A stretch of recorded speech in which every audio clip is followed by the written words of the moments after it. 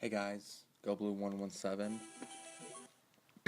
I'd like to apologize again for the last video and how the audio kind of glitched out, which is a shame because Inner Quarters is my favorite song in the game. So, but I think it went reasonably well considering. So, anyway, now that we're done with that, I'm actually heading back to the Inner Quarters because I actually missed a room in my hurry to get back because I was in such high time already. I wanted to just get to a save album in the video, but we have a little bit more to do here.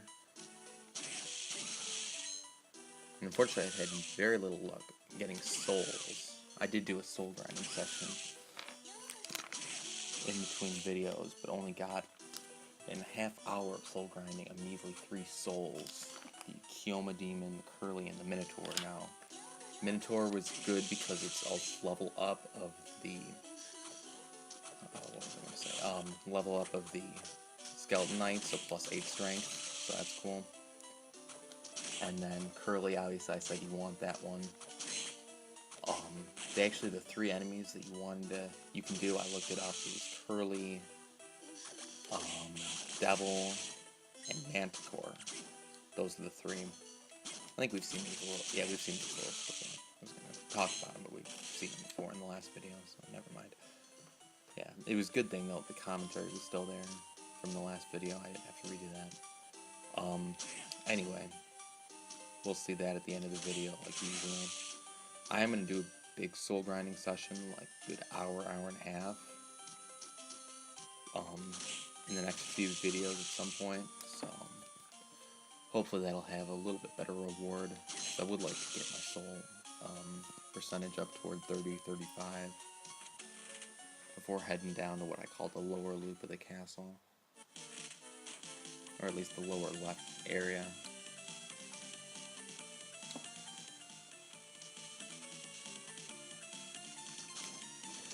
I mean, there are multiple areas, but kind of the lower left quadrant.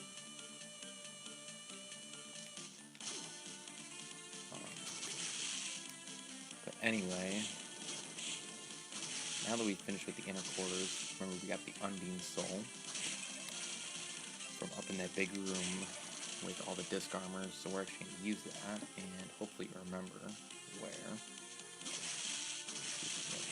No peeping eye soul. But we can head over here. This is where we get the flying armor soul. A while back, so we're actually going to use that now. Because when we get down here, we can double jump now up here and make it up into this new area, which is going to take us to a new area of the game. I got to put on Minotaur. Yeah, you can see Headhunter not doing that much for me, so later on I'll probably end up putting that on. But now, welcome to the Floating Garden. Probably my 3rd favorite track in the game. And right out of the bat, we got this enemy, the Cockatrice. That gaze will turn you to stone. If you remember, the Cattlebleeps can turn you to stone, but stone, obviously you're petrified and you can't move. Just button mash for a second, you'll get back up, or break out of the stone, but until you do, these dead warriors are annoying. If you get attacked while you're stone, you get a lot of damage done, more than normal. So, just something to keep in mind. Got a lot of new enemies here. You've already seen the Red Crow, Dead Warrior, and the Cockatrice. So, there'll be some decent soul grinding done here, eventually. For the Dead Warriors, you want to just kind of find the point where they can't hit you, but you can hit them if they go by right there. Since it only takes 2 hits for me to kill them, I can just, after I get them once, I can just go run after them and smack them until they're dead.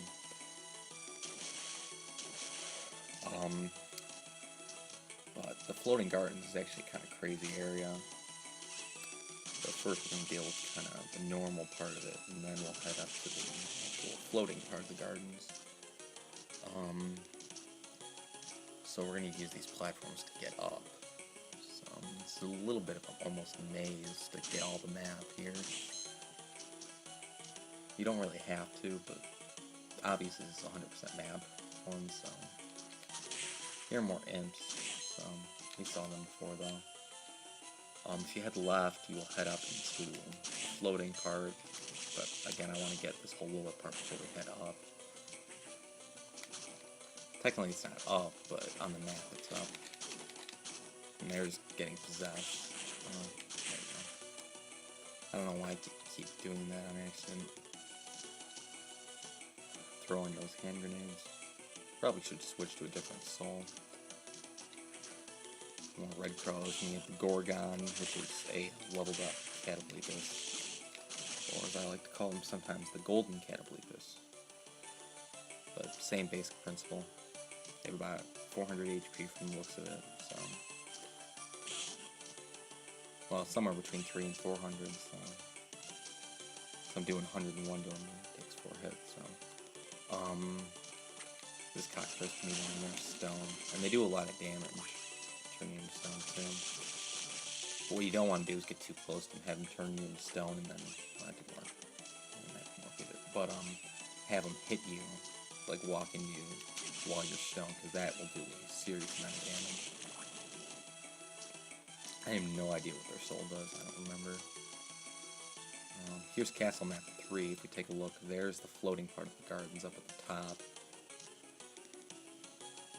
So, yeah, kind of strange. We'll see that in a while. Okay, can I please just get up here and kill the damn Gorgon? Thank you. You can actually jump up here, but you can't get up to the top. This just allows us to drop down on the other side, but I'm not going to deal with that.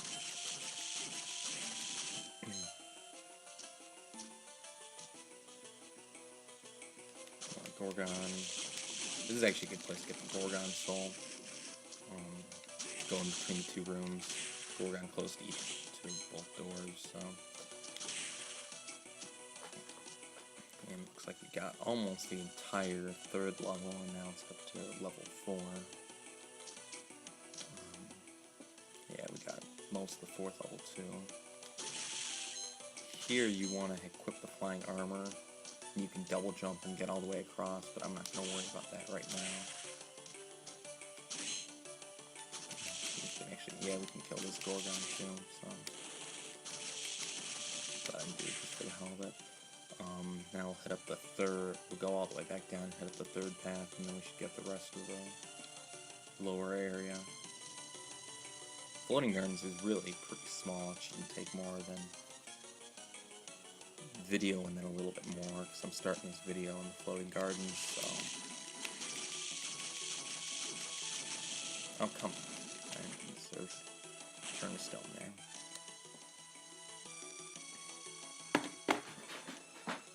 Hang on.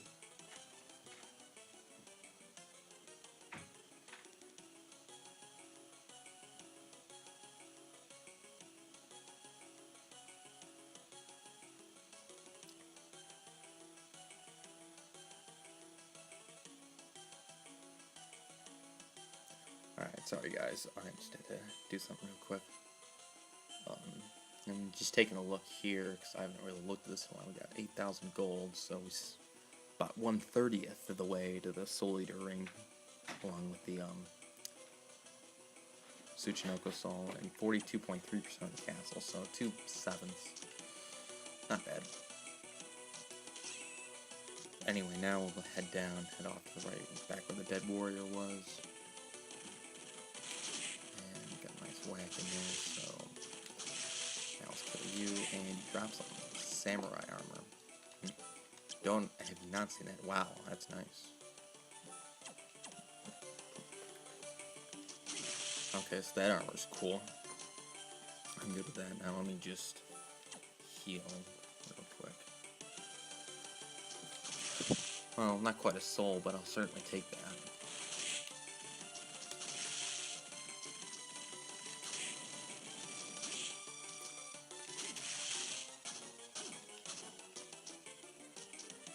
And we got another cockatrice.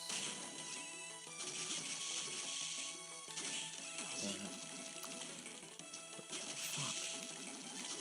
Screw you, cockatrice. Alright, and this one goes all the way up, so now we can get up there.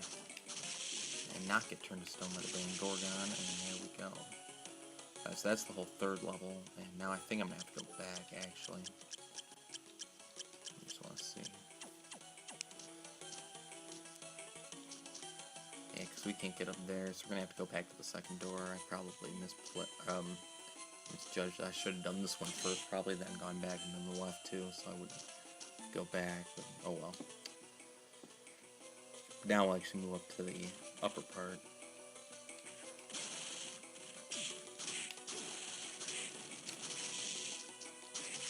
Oh, and there's the red crow, and I believe it's intelligence, INT. Intelligence raised by 4. Pretty worthless, but I'll take the soul, I mean, certainly.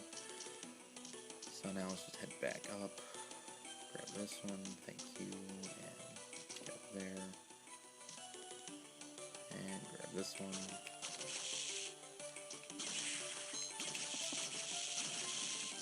Alright, so I'm at 11 minutes now, so I will get a little bit of the upper portion done. And now here's the double jump. So when you see the flames from the candle, that's when you want to kind of start falling to them. Anyway, if we head right here, take a look at the map, and we're way up here.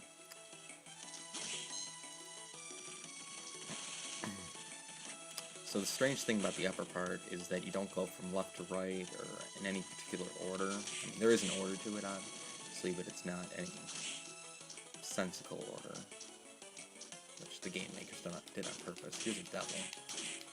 Just wanted to whack at him, though. And I leveled up. So that's true, as well as the fact that in different rooms, going right, like if I go right out of this room and go left, right when I get in the next room, I might not be back in the same room. For some of them, that's how it works, so something to keep in mind. In most of these rooms, there's also a lot of money. Like, I'm talking 500 to 2,000 in certain rooms, so make sure you get through the whole room and grab that cash. And we'll get pretty close to doubling our cash. This one actually does go back, but in order to actually get to the next area, we have to, and I believe that's not even an enemy that's named. I mean, obviously it looks like the Mandragora. If you played Dawn of Sorrow, that's pretty much what the Mandragora was, minus the skeleton, where it would just pop out of the ground, scream. You'd have to kill it first. If you were in the blast radius, you would be seriously hurt.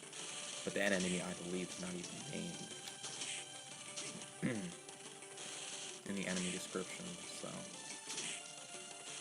I honestly don't know why, but if we head up here, we can grab this gold, some more bone pillars, and we got a nice $1,000. That's cool. And we'll actually get up. There we go. And more bone pillars. Fortunately, it only takes 2 hits now to kill them, so they're pretty quick. Still like their soul, but once we get to the water level, or the water area, they're going to be very prevalent, so that's not a big issue. And we also have 1,000 gold over here, so grab that. So now we're up to above 10,000, which is nice. And I'm actually going to end the video in this room so I can save. Here are 2 new enemies. The Altair are the birds. The Rippers are flea men who throw knives. Isn't that comforting? We'll deal with those later. Here's a kicker skeleton, and this is an interesting enemy. I believe it's the only one in the game. And strange thing about it, though, is that it has an ability soul. And hopefully I can talk about that in the next video. See ya.